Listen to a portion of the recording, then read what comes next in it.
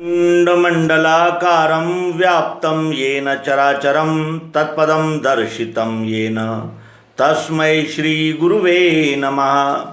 अज्ञानान्धस्य लोकस्य ज्ञानाञ्जनशलाकया चक्षुरुन्मीलितं येन तस्मै श्रीगुरुवे नमः। अध्यात्म विश्व विज्ञान यूट्यूब चैनल पर उपस्थित सभी मित्रों का हार्दिक स्वागत समादर करते हैं। मित्रों, हम सर्वांग योग मालिका में अपना यानी प्रवास कर रहे हैं। सर्वांग योग मालिका में हमने अब तक तत्त्वम असि इस त्रिपुटी का खुलासा जाना समझा। त्रिपुटी का खुलासा समझना है क्यों? क्योंकि जब तक हम विश्लेषण की प्रायोगिक पद्धति से इस विश्व को और अपने आप को नहीं जानते, तब तक हम पिंड ब्रह्मांड की एकात्मता नहीं समझ सकते। और जब तक हम पिंड और ब्रह्मांड की एकात्मता नहीं जान लेते, तब तक हम अपने आप को इस विश्व से अलग ही मानते रहते हैं। और विश्व को अलग मान लेने से फिर शोषण और अनेक प्रकार के हठवादिता के हमारे व्यवहार जारी ही रहते हैं। और जब तक हम दूसरे को पराया समझेंगे, द्वैत रखेंगे, तो हमारे शोषण और अनेक प्रकार के जो जिसे कहते हैं द्वैत के व्यवहार है वो जारी ही रहेंगे। और वो जारी नहीं रहना चाहिए। हमने जहाँ से हमारा उगम हुआ है उसी उद्गम स्थल में हम अपना समर्पण कर पाए। इसीलिए इस सर्वांग योग अध्यात्म विज्ञान की हमें अति आवश्यकता होती है। हमने तत् जाना जिसे क्षर कहते हैं, जो अष्टधा है, पृथ्वी जल अग्नि वायु आकाश, सतोगुण रजोगुण तमोगुण, ये अष्टधा है, इसे तत् कहते हैं। त्वम कण कण में ओत प्रोत व्याप्त चाहत जरूरत प्रियत्व को त्वम कहते हैं, जिसे कुछ लोग अक्षर भी कहते हैं, आत्मा भी कहते हैं, इसे ही ईश्वर भी कहते हैं, क्योंकि सर्वशक्ति इसी में है। ज्ञानी का ध्येय है यही। तत् अलग है, त्वम अलग है, ऐसा मानने वाले कतिपय संप्रदाय पंथ इस विश्व में हैं। वो कहते हैं कि सगुण साकार अलग है, निर्गुण निराकार अलग है। कुछ लोग कहते हैं कि साकार ही सत्य है, निराकार झूठा है। कुछ कहते हैं कि निराकार ही सत्य है, साकार झूठा है। लेकिन सद्गुरु प्रत्यक्ष प्रायोगिक पद्धति से हमें अनुभव देते हैं कि न अक्षर झूठा है न अक्षर झूठा है, न क्षर अलग है न अक्षर अलग है। क्षर अक्षर इन दोनों भूमिकाओं का लय पुरुषोत्तम में हो जाता है, वस्तु के नाम में होता है। पुस्तक कहते ही इसका बाह्य स्वरूप और इसका अंतर स्वरूप ये दोनों एक हो जाते हैं। इसमें जो लिखा है वो अगर इसमें नहीं लिखा होता तो भी इसे पुस्तक नहीं कहा जा सकता। पुस्तक कहने के लिए बाह्यावरण और अंतःवरण ये दोनों एक हो जाने चाहिए, तब उसे संपूर्ण का नाम दिया जा सकता है। पेपर है, पुस्तक बनी है, और पुस्तक में जो लिखा गया है उसके वजह से ही इसे पुस्तक कहते हैं। इस तरह सगुण साकार और निर्गुण निराकार इन दोनों भावनाओं का लय पुरुषोत्तम नाम में सद्गुरु करा देते हैं।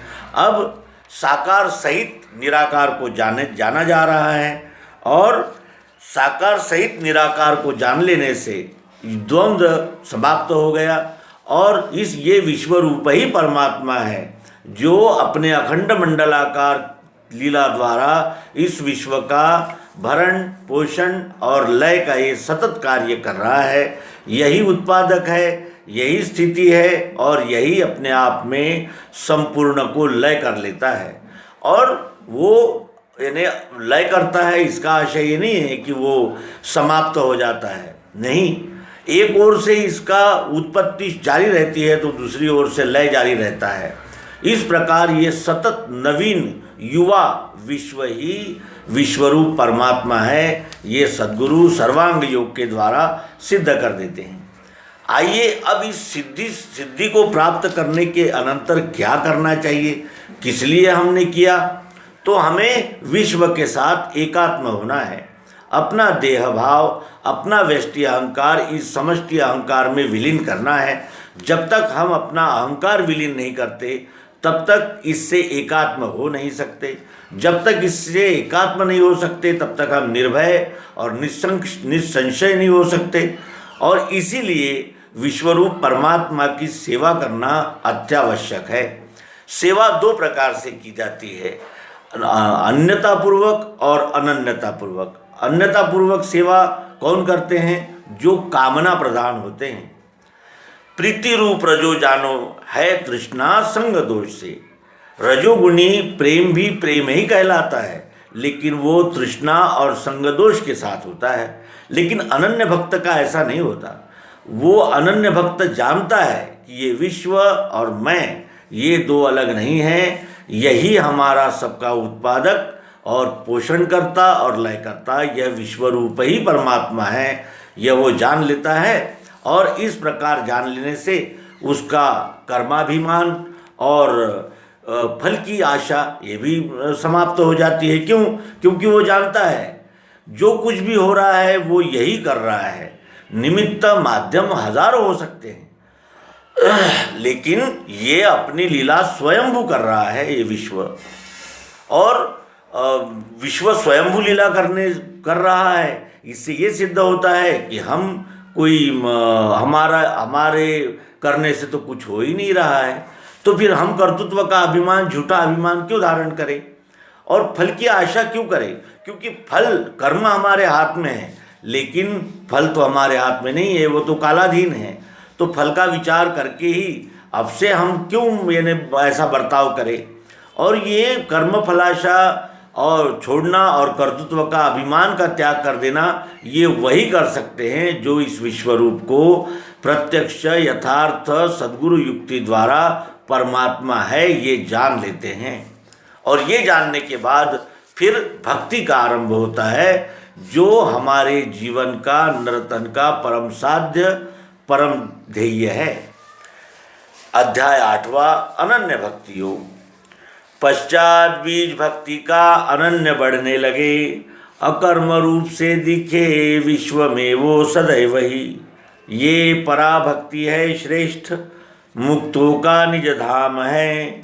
संपूर्ण वृत्तियों का है एक ही लय स्थान ये। इसी में स्थित होने से रस एक कंप वो। हुआ मदरूप ही जानो जन्म मृत्यु से नहीं। सर्वांग योग ये स्थाई बीज है दिव्य चक्षु का। इसे जो पाठ में लेवे चित्त से निज कर्म में। यदृच्छा से योग क्षेम होवेगा उसका सदा। अंत में पद सो पावे वेदों में श्रेष्ठ जो कहा।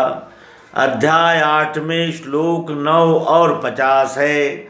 8, 80, 1800 अक्षरों में रचाई से मायानंद ने अपना निज रूप लखा दिया।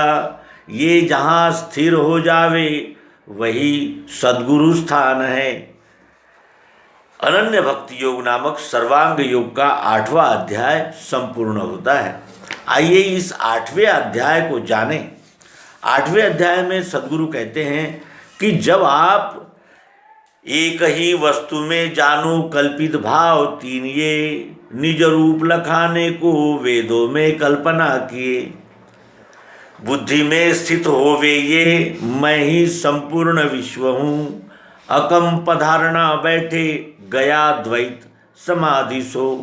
समाधि की अवस्था ये अखंड रहने लगे। अनन्यता मिली उसको वेदों का सार भी मिला। अनन्यता प्राप्त हो गई है जिसने क्षर अक्षर सगुण साकार निर्गुण निराकार इन दोनों का लय पुरुषोत्तम परमात्मा नाम में कर लिया है। वस्तु में जिसका दो द्वंद्व समाप्त हो गया है, वो उसके पश्चात त्रिपुटी का खुलासा होने के पश्चात बीज भक्ति का अनन्य बढ़ने लगे। भक्ति का बीज अनन्य बढ़ने लगता है। बीज बढ़ता है खेत में बो देने से या डिब्बे में भर के रखने से। खेत में बोने से बीज बढ़ता है और डिब्बे में बंद करने से बीज सड़ने लगता है। तो खेत में डालने का क्या आशय है कि वो अगर व्यवहार में आता है तो ही वो बीज का सार्थक है, अन्यथा वो धुन लगकर सब खराब हो जाएगा। उसी तरह पश्चात बीज भक्ति का अनन्य बढ़ने लगे।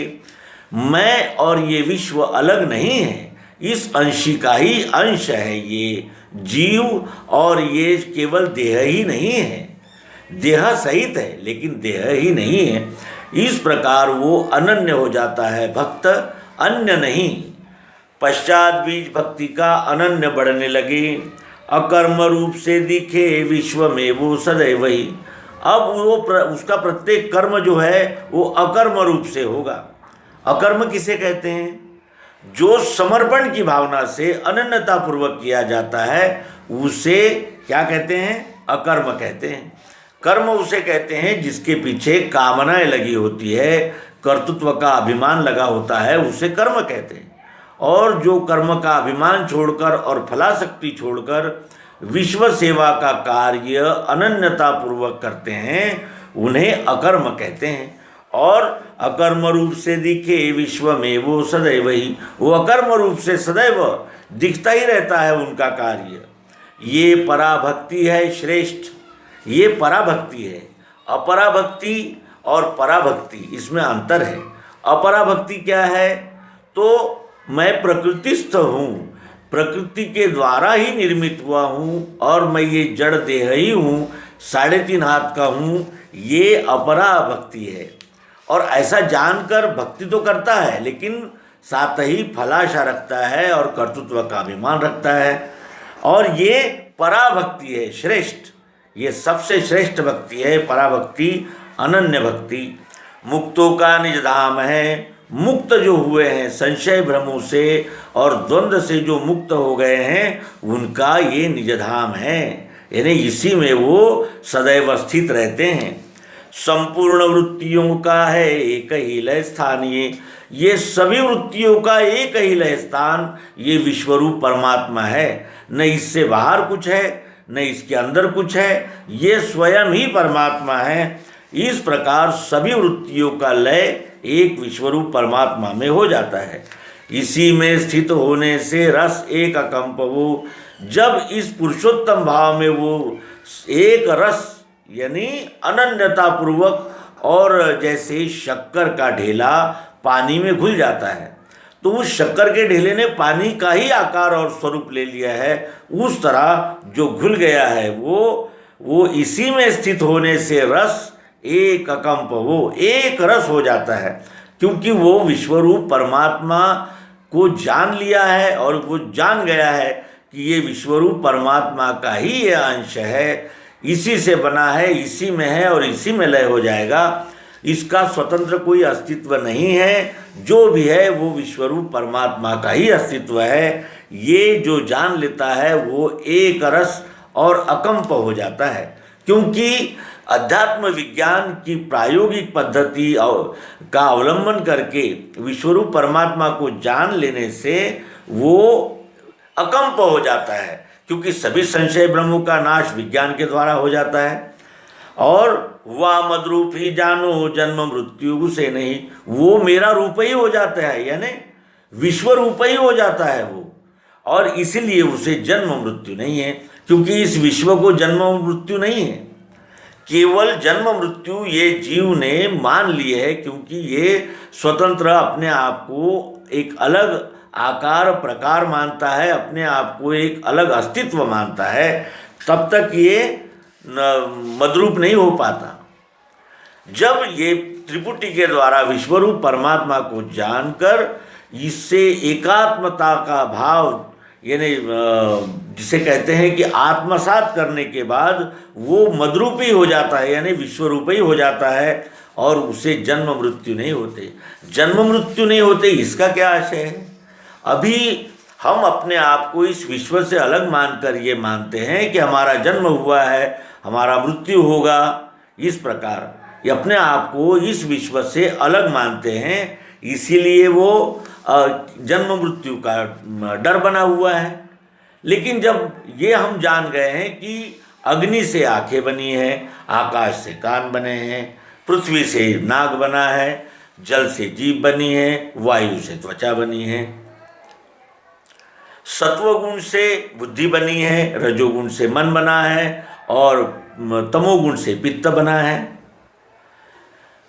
कफ, वात, पित्त, सतोगुण, रजोगुण, तमोगुण ये इस विश्व का एक सगुण साकार भाव है।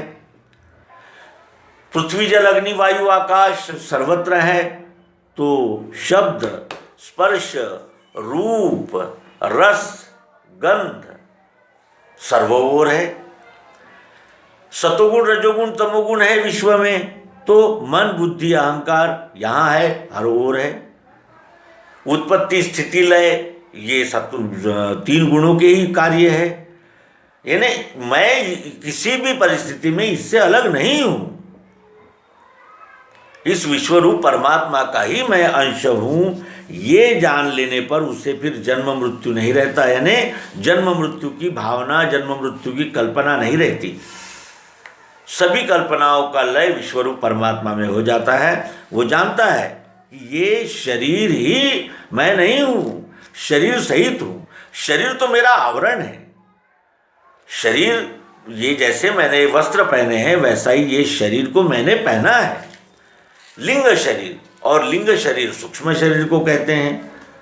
तो इस तरह वो विश्वरूप परमात्मा से एकात्म होकर फिर आगे अपना यानी जन्म मृत्यु की कल्पना समाप्त होते ही इस जीव के सारे क्लेश शमन हो जाते हैं, क्योंकि इस जीव के सारे क्लेश द्वैत भूमिका में ही थे। और जब तक अपने आप को इस विश्वरूप परमात्मा से अलग मानकर व्यवहार कर रहा था, तभी तक इसका अहम जागृत रहता है, और जब तक इसका अहम जागृत है इसको सुख नहीं मिल सकता।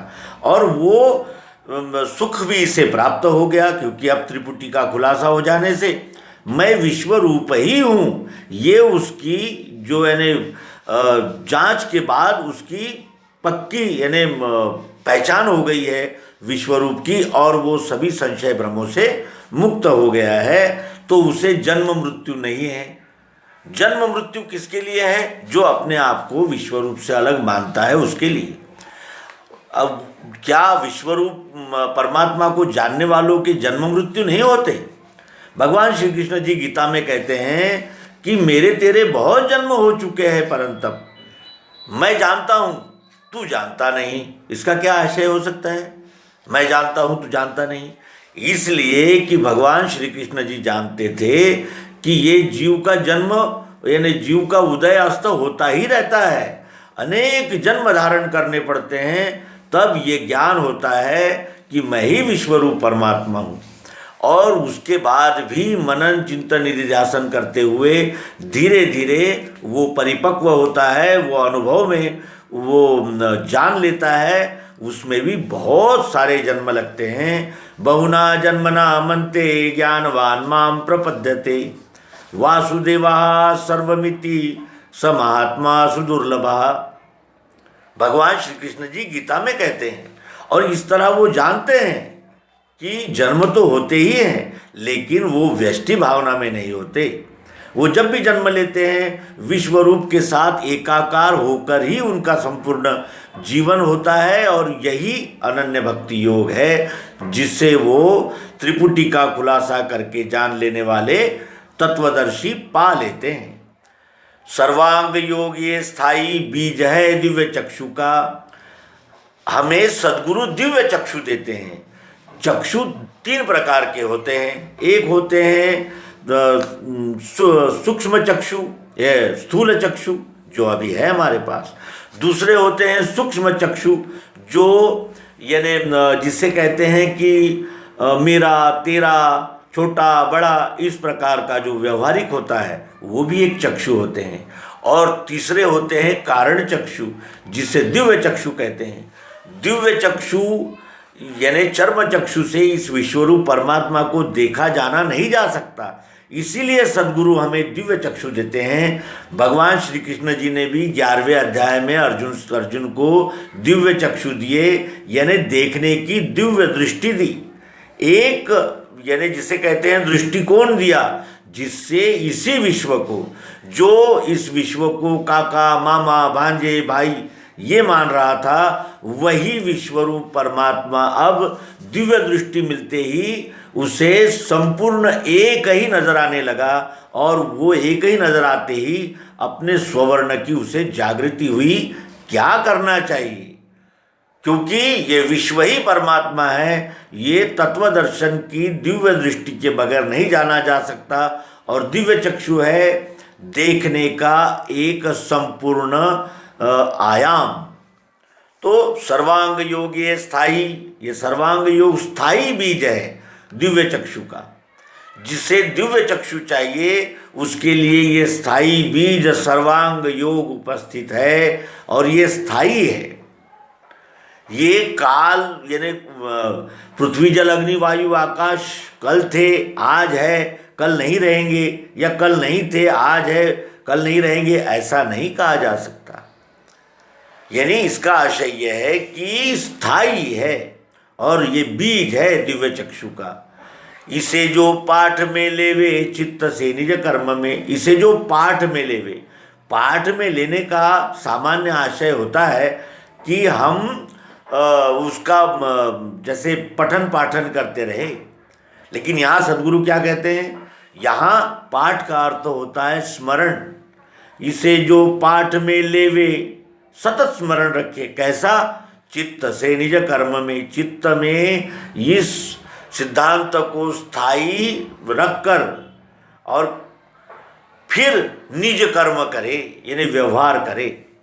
आज तक जो इस विश्व के साथ हमने व्यवहार किया वो व्यवहार कैसा था, द्वैत भूमिका में था। अब भी व्यवहार ही करना है, लेकिन कैसा, अद्वैत भूमिका में अनन्य भक्ति के द्वारा। और ये निज कर्म में, चित्त से निज कर्म में दिखना चाहिए, आना चाहिए। अध्यात्म विज्ञान केवल एक थ्योरी नहीं है, ये एक संपूर्ण विश्व को देखने वाली एक संपूर्ण दृष्टि है। इस भूमिका में ये सर्वांग योग हम साधकों को पहुंचा देता है। तो अब जो चित्त से निज कर्म में इस विश्वरूप परमात्मा के साथ व्यवहार करता है, वो यदृच्छा से योगक्षेम होवेगा उसका सदा, यदृच्छा से उसका योगक्षेम होगा, उसके योगक्षेम की उसे चिंता करने की आवश्यकता नहीं है। जो इस विश्वरूप परमात्मा की अनन्य भाव से सेवा करता है, यह विश्वरूप उस अनन्य भाव से सेवा करने वाले की सेवा करता है। ये हम सबका अनुभव है। तो यदृच्छा से योगक्षेम होवेगा उसका सदा। योग है प्राप्त करना और क्षेम है रक्षण करना। तो जो विश्वरूप परमात्मा को जानकर विश्वरूप परमात्मा की अनन्यता पूर्वक सेवा में लग गया है, उसका योग और क्षेम स्वयं ये विश्वरूप परमात्मा करता है। अंत में पद सो पावे वेदों में श्रेष्ठ जो कहा, अंत में वो वेदों में श्रेष्ठ कहे गए उस पद को प्राप्त करता है।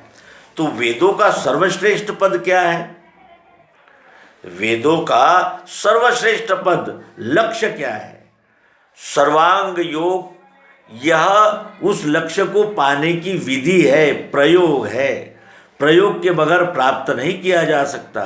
तो वो कौन सा पद है जो वेदों में श्रेष्ठ कहा। वेदों का सर्वश्रेष्ठ महावाक्य क्या है, सर्वम खलविदम ब्रह्म, यह सब ब्रह्म ही है, यह सब ब्रह्म ही है। इस पद को पा लेना यही वेदों का ध्येय है।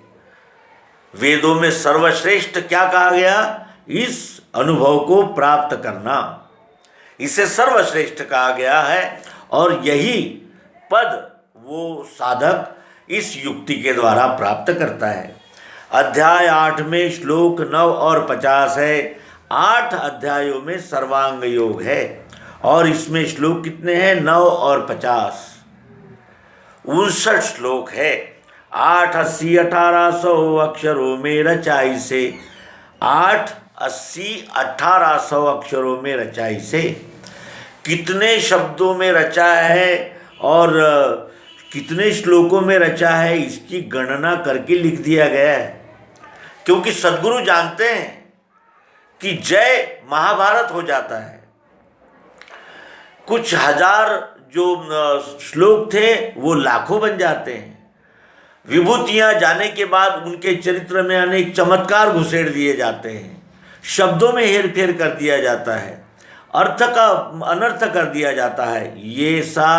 ये सर्वांग योग के विषय में नहीं होना चाहिए। इसलिए सद्गुरु भगवान यहाँ श्लोक और अक्षरों का निर्देश करते हैं। अध्याय 8 में श्लोक 9 और 50 है। 880-1800 अक्षरों में रचा इसे, मायानंद ने अपना निज रूप लखा दिया। मायानंद जी ने अपना निज रूप लखा दिया। क्यों? उन्होंने ये नहीं कहा कि मैं सबको बता रहा हूँ या उपदेश कर रहा हूँ या प्रवचन कर रहा हूँ, ऐसा नहीं कहा। महिमा सद्गुरु की ये निज बोधार्थ है कही। इस जीव को निज यानी स्वयं का बोध चाहिए, इसलिए इस युक्ति को कहा गया है। मायानंद ने अपना निज रूप लखा दिया। मायानंद ने अपना निज रूप लखा दिया, और जो मायानंद का स्वरूप है वही तो विश्व का स्वरूप है, और जो विश्व का स्वरूप है वो तो चारों खानियों के असंख्य जीवों का वही स्वरूप है। तो इस तरह मायानंद ने अपना निज रूप लखा दिया। अब मायानंद जी विश्वरूप हो गए हैं, उन्होंने अपना निज रूप लखा दिया, और ये जहाँ स्थिर हो जावे, ये सर्वांग योग जिस हृदय में, जिस अंतःकरण में स्थिर हो जावे, वही सद्गुरु स्थान है। सद्गुरु किसी व्यक्ति का नाम नहीं है। सद्गुरु उस ज्ञान का नाम है जो जिसके हृदय में स्थिर हो जाता है वही सद्गुरु हो जाता है, क्योंकि ज्ञान ही सद्गुरु है। सद्गुरु कौन है? युक्ति सद्गुरु है। तो एक व्यक्ति सद्गुरु नहीं हो सकता, एक युक्ति सद्गुरु हो सकती है। इसीलिए हमें ये वृथा अभिमान धारण नहीं करना चाहिए, क्योंकि युक्ति ही सद्गुरु है और युक्ति से ही मुक्ति मिलती है। तो मित्रों, इस तरह हमने सर्वांग योग का स्पष्टीकरण यहाँ संपूर्ण किया है। सर्वांग योग शंका समाधान के सत्र में हम फिर मिलेंगे। धन्यवाद। नर्मदे हर। सद्गुरु भगवान की जय।